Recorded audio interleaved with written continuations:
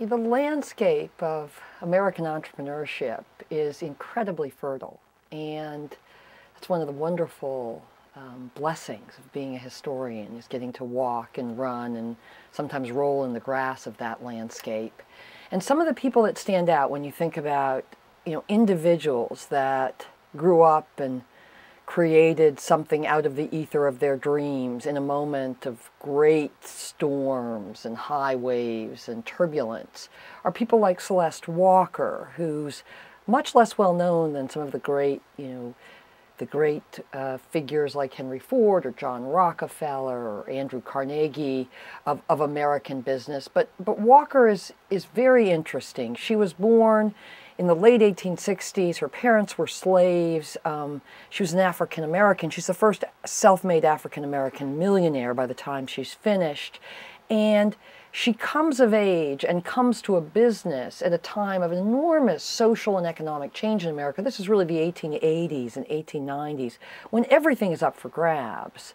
The state of democracy, the kind of economy, where people will live and what they'll do, where they'll move, what it will feel like to walk one's path in America, is all really being laid down in those decades as America moves from an agrarian society and old America to an industrial society and new America. And here's Walker in the middle of this, poor as a church mouse, trying to raise a daughter, a single mother, and trying to figure out what are her dreams and how will she find them and how will she pursue them.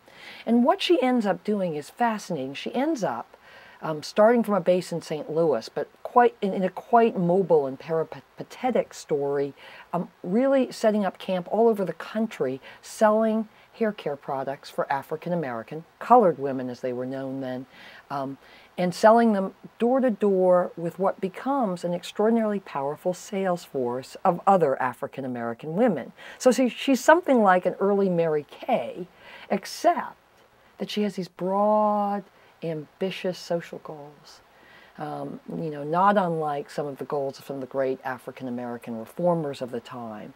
And she's trying very much as she gets going, and her products are successful, and they get some traction in local markets. She's trying as she gets going to figure out how to help other black women, other colored women, find a room of their own, if you will, an income of their own, a voice of their own. And so the business also becomes a kind of social mission, a social enterprise. And it turns out that both are very successful, and the success of one is related to the success of the other. And she does all this with great flair and aplomb and confidence. She reminds me a little of Oprah Winfrey in that way. She's doing it at a time when the barriers and the stereotypes and the odds stacked against black women were very, very high indeed. And she's doing it with a great sense of style. She was a terrible clothes horse. And a great sense of verve. She loved to drive her open-top Ford Roadster very fast. And she's doing it amidst the turbulence of social change, economic change, and the First World War. So her endurance, her deftness, her idealism, married to good business sense, those are all great lessons for our moment. Well, at the level, if you will, of the level of the firm or the level of, local enterprise, entrepreneurs are the biggest engine of job growth. They have been for a long time.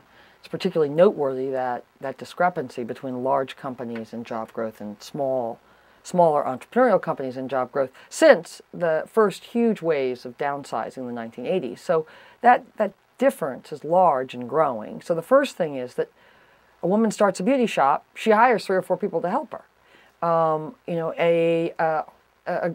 graduate student from a business school starts a business selling, shoes online. She hires a number of people to help her build a website and a distribution center. Jeff Bezos started Amazon, by writing the business plan and planning his elevator pitch, driving across the country, and then created one of the largest employers, in the Northwest. And in other parts of the country where he has, big fulfillment centers. So one of the most important and obvious aspects of entrepreneurial, if you will, punch, entrepreneurial fuel for the economy is job growth. A second aspect is that entrepreneurs create some of the most innovative technologies and products in the world, if you will. I mean, if we had to give out a kind of Emmy or Oscar of innovation, technological innovation, which many, many people believe, I think with justification, is very important, highway for economic prosperity, economic and social stability, it would be entrepreneurial firms, right, that really are behind a lot of that technological innovation. I'm not just talking about what we think of as bits and bytes. I'm not just talking about the information revolution. Think about the biotech revolution. That is not primarily going to be the provenance of big pharma. It's going to come from the seedbed of smaller firms, right? Many of them founded very recently.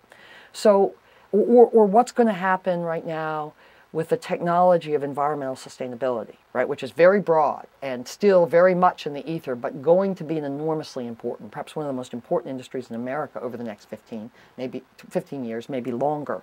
And that's going to all be shop by shop, garage by garage. It's not going to be GM doing that. It's not going to be large manufacturing companies. It's not going to be General Electric, although they're going to buy some of these companies when they get to a critical mass.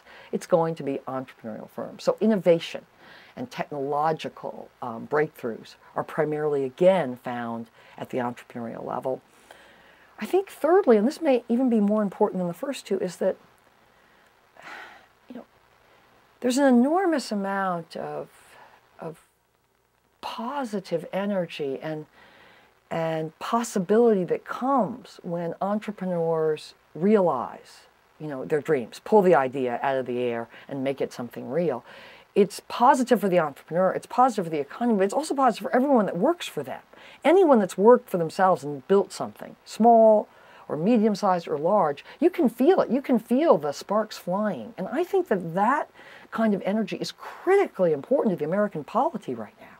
I mean, we stand at a crossroads in terms of where our national will and possibility will go, and whether we'll default to a kind of cynicism and very, very frustrated imperial decline, or whether we'll pick up the gauntlet that's laid at our feet so many times in the history of American business and strive to realize our dreams, to be an entrepreneurial society that treats all of its members well, and that really believes that it can accomplish at an individual level and at a collective level things that other nations could not.